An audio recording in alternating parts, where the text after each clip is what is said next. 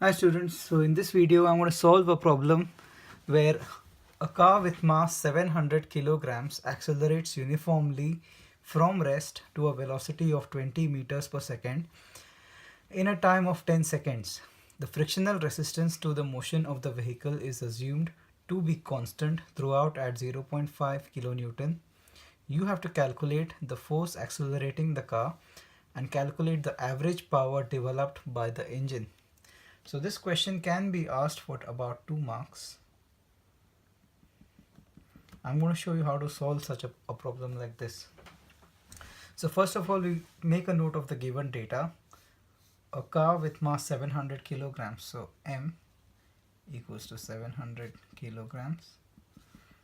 Accelerates uniformly from rest. U equals to 0 because it is from rest to a velocity of 20 meters per second. So my final velocity is 20 meters per second in a time of 10 seconds. So my time t will be 10 seconds. The frictional resistance to the motion of the vehicle is assumed to be constant throughout at 0.5 kilonewton. So my frictional resistance or frictional force is half a kilonewton. Now this is equal to 0.5 times 1000 Newton. You always write your answer, make sure that you use the same units throughout. In this case we'll be using Newton, so this will be equals to 500 Newton. Now we go to calculate the force accelerating the car. Now force accelerating F is equals to mass times acceleration. You can refer to this formula on your formula sheet, which is, this is your formula sheet, and your formula is given here under work, power, energy and forces.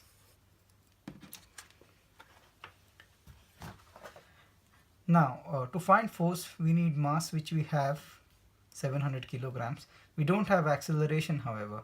Now in order to find acceleration you will be using your Suvat equations, which is,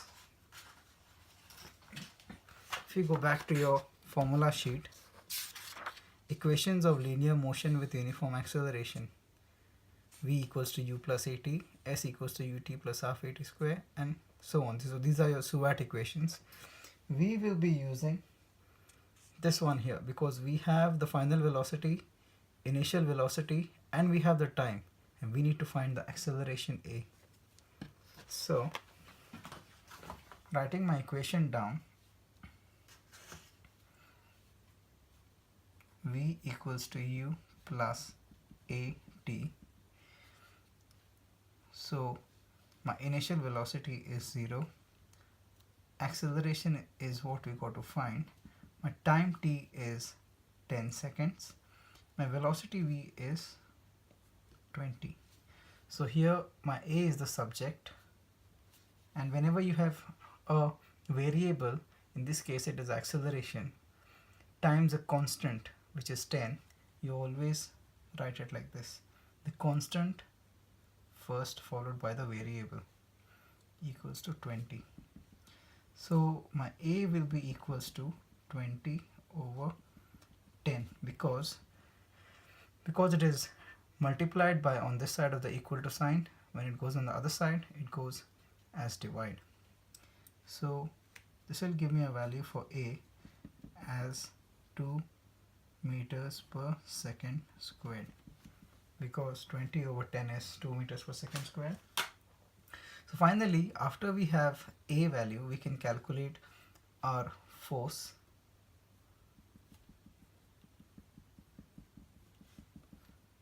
So force equals to mass, which is 700, times acceleration is 2. That's going to be equals to 1400 Newton. Now this is the total force which we have calculated, but in reality there is a constant frictional resistance of 0.5 kilonewton which acts on the car. So imagine this is the car with its two wheels, and as it goes down, here you have frictional resistance. The wheels have to overcome friction as it travels in a straight line, and that is going to cause a resistance force in this direction. So the force which I just calculated here will be in this direction, and the frictional resistance will be in this direction. Hence the net force accelerating the car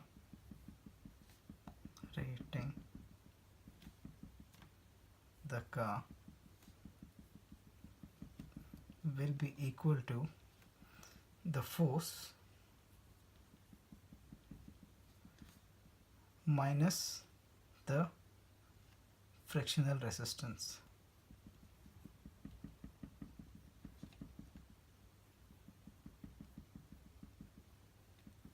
So that is going to be equals to 1400 minus the frictional resistance should be in Newton and not in kilonewton, so which is 500.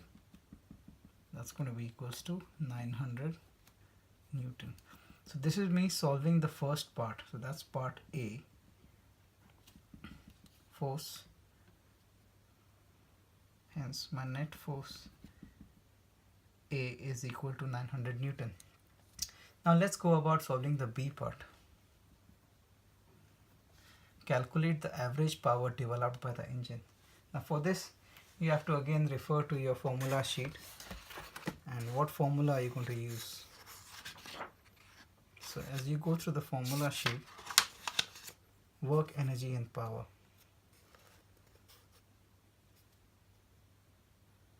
Now mechanical work done is force times distance, and power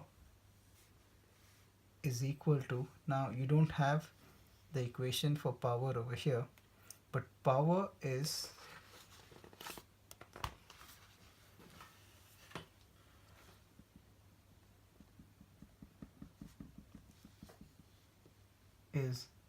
work done over time. Now you will have to memorize this equation, power equals to work done over time, and work done is equal to, if you take a look here, work done is force times distance. S is distance and F is force.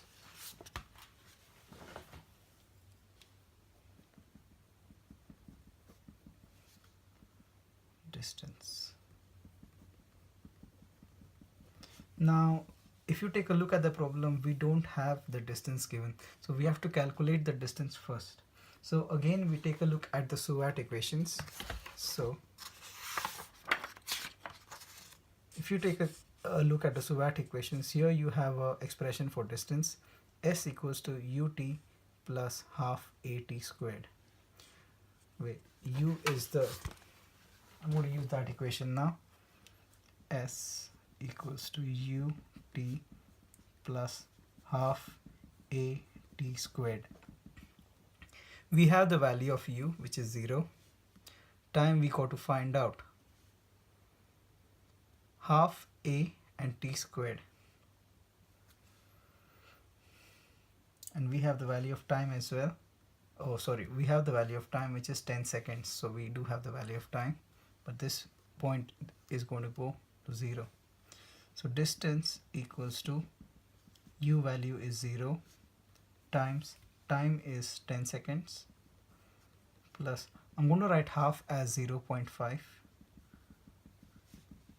times acceleration is 2 meters per second squared into time squared, so that is 10 squared. Now in order to find this, you simply add the numbers in your calculator. Get my calculator out. So 0 times 10 is going to be 0. So I'm going to do 0 0.5. I'll just write it down. 0 times 10 plus 0 0.5 times 2 times 10 to the power 2. That's going to be equals to 100. So my distance S is 100 meters. So my work done is force times distance. So work done is force. And my force here is the net force accelerating the car, which is 900 Newton. So force times distance, 900 times distance is 100 meters, which we just calculated. So this is going to be equals to 900 times 100, which is 90,000. And now we can calculate the power, which is simply work done over time. So power will be equals to work done, which is 90,000. Let me write the formula down. Work done over time. So that is going to be equals to 90,000 over time is 10 seconds. So this is going to be equals to 9,000 watts. Hence my power is 9,000 watts. So that's my B part. Power is 9,000 watts, and this is my A part. So it's good to highlight the answers so that it is visible for the examiner when you solve this question in your exam. Now what you do is you go ahead and you try to solve this problem without looking at this video.